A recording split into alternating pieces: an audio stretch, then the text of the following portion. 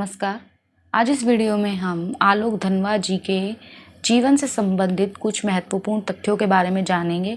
यानी कि मैं सरल भाषा में कहूँ तो हम आलोक धनवा जी के परिचय को समझेंगे, उनकी साहित्यिक विशेषता, उनकी भाषा शैली किस प्रकार थी और उनका जन्म और उनकी जो एजुकेशन थी वो कहाँ से हुई। तो आज इस वीडियो में हम उनके जीवन परिचय को समझेंगे। वीडियो में आगे बढ़ने से पहले यही कहूँगी, वीडियो को लास्ट तक ज़रूर देखिए। साथ ही साथ और भी जो कवि हैं, जो लेखक है, जो रचनाकार है, उनका भी जो आपको परिचय है वो मेरी प्लेलिस्ट में नीचे डिस्क्रिप्शन में अवेलेबल है। आप वहाँ से जाके सभी का परिचय देख सकते हैं, जान सकते हैं। और यही कहूँगी, वीडियो अच्छा लगे तो लाइक, कमेंट व शेयर ज़रूर कीजिए। और बहुत ही सरल भाषा में मैंने ये जो व्याख्या आपके सामने प्रस्तुत की है। आलोक धनवा का जन्म जो था 2 जुलाई 1948 को बिहार के मुंगेर जनपद के अंतर्गत बैल भीमा गांव में हुआ था।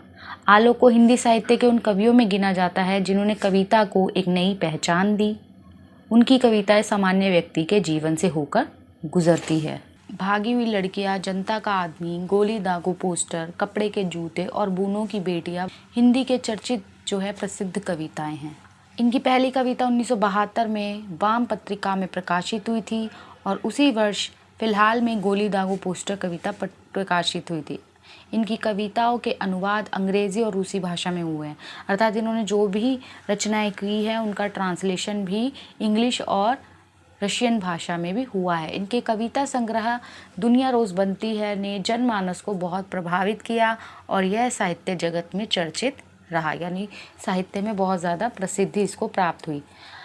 अपने बारे में जो धनवा जी है वो स्वयं कहते हैं कि मैं इत्तेफाकन कवि हूँ। इत्तेफाकन यानी वो ये कहना चाहते हैं कि मैं अचानक से कवि बना हूँ, यानी मेरा कुछ प्लानिंग नहीं थी और कुछ सोची समझा मैंने नहीं था कि मैं कवि ही बनूंगा। मैं इत्तेफाकन कवि हूँ। मैं मुंगेर के गांव बैल भीमा में पैदा हुआ। चारों तरफ छोटे पहाड़ों से उतरने वाली छोटी छोटी नदियों से घिरा, यानी वहाँ का जो प्राकृतिक सौंदर्य है उसका वर्णन यहाँ किया गया है।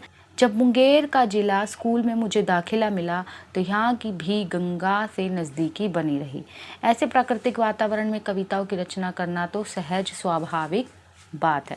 ऑब्वियस ही बात है, जो हमारे रचनाकार होते हैं, जो कवि होते हैं, उनको एक शांत और नेचर वाला एटमॉस्फेयर चाहिए होता है, एक प्राकृतिक माहौल उनको चाहिए होता है। और ऐसे जगह पर जब उन्होंने जन्म लिया, वो वहाँ रह रहे हैं, वो इन चीज़ों को देख रहे हैं, तो ये तो एक स्वाभाविक सी बात है कि वो कवि बन गए। यहाँ एक पुस्तकालय है, पुस्तकालय अर्थात लाइब्रेरी है, श्री कृष्ण सेवा सदन, जहाँ बहुत छोटी उम्र से ही मैं बैठने लगा और भिन्न भिन्न साहित्यकारों की पुस्तकें पढ़ने लगा। ऑब्वियस ही बात है, जिन चीज़ों में आप ज़्यादा इन्वॉल्व रहोगे, जिस चीज़ में आपका ज़्यादा इंटरेस्ट है, तो आप उन्हीं चीज़ों के बारे में जानेंगे।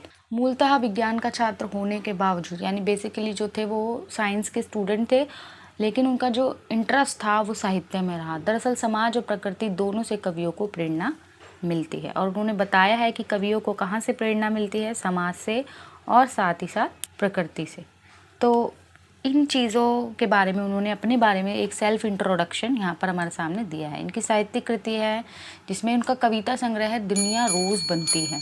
ठीक है, कविता संग्रह यानी जिनके अंदर कविताओं का संकलन है।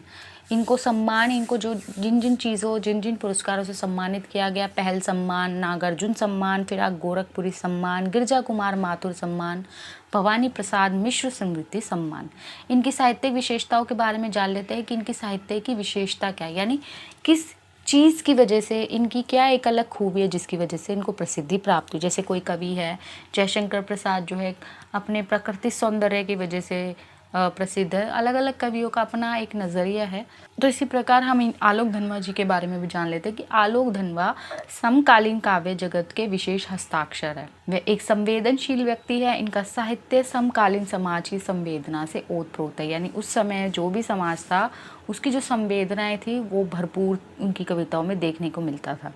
ये 7वें 8वें दशक के जन आंदोलनों से अत्यंत प्रभावित हुए, इसलिए इनके काव्य में समाज का यथार्थ चित्रण मिलता है, यानी समाज का एक आंखों देखा एक सच्चा चित्रण हमारे सामने इनकी कविताओं के माध्यम से हमें मिलता है। इनके साहित्य में राष्ट्रीय चेतना का भाव प्रमुखता से झलकता है और इनके काव्य की सबसे बड़ी विशेषता यही है कि इनके काव्य में जो राष्ट्रीय चेतना है, जो समाज की प्रति जो चेतना है इनकी कविताओं में प्रमुखता से दिखाई देता है।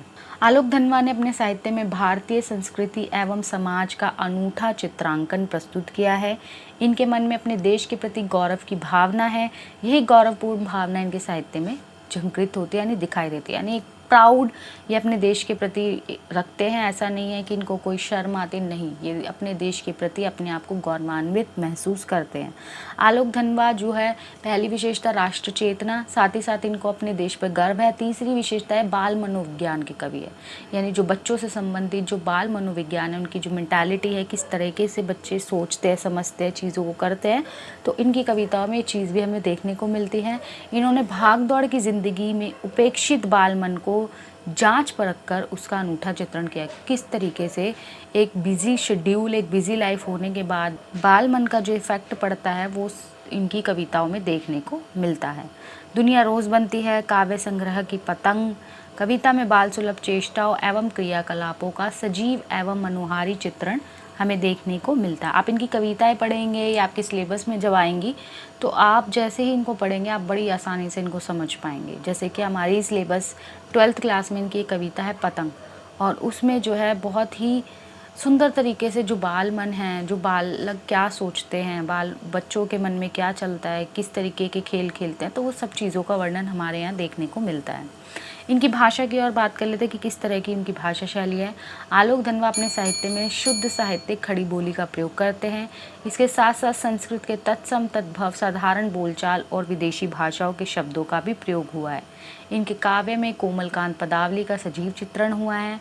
इनकी अभिधात्मक शैली भावपूर्ण है। प्रसाद गुण के साथ साथ माधुर्य गुण का भी समायोजन हुआ है। इनकी भाषा शैली में अनुप्रास, स्वमेत्री, पदमेत्री, यमक, रूपक और मानवीकरण अलंकारों का प्रयोग हुआ है। तो इस तरीके से यहाँ पे जो आलोक धनवा जी है उनका जीवन परिचय यहाँ समाप्त होता है। आशा करती हूँ आपको बहुत आसानी से समझ आया होगा। उसके बाद भी किसी तरह का कोई दिक्कत या परेशानी आप कमेंट सेक्शन में जाके कमेंट ज़रूर कीजिए। और अगर आप किसी और कवि की वीडियो चाहते हैं, जीवन परिचय चाहते हैं, कोई और वीडियो आप चाहते हैं, तो आप मुझे कमेंट सेक्शन में जाके कमेंट ज़रूर कीजिए। आपको आप जो भी रिक्वायरमेंट्स हैं उनको फुलफ़िल किया जाएगा। वीडियो अच्छा लगा हो तो लाइक, कमेंट व शेयर ज़रूर कीजिए, और आगे और भी नोटिफिकेशंस को पाने के लिए चैनल को सब्सक्राइब करना ना भूलिए। धन्यवाद।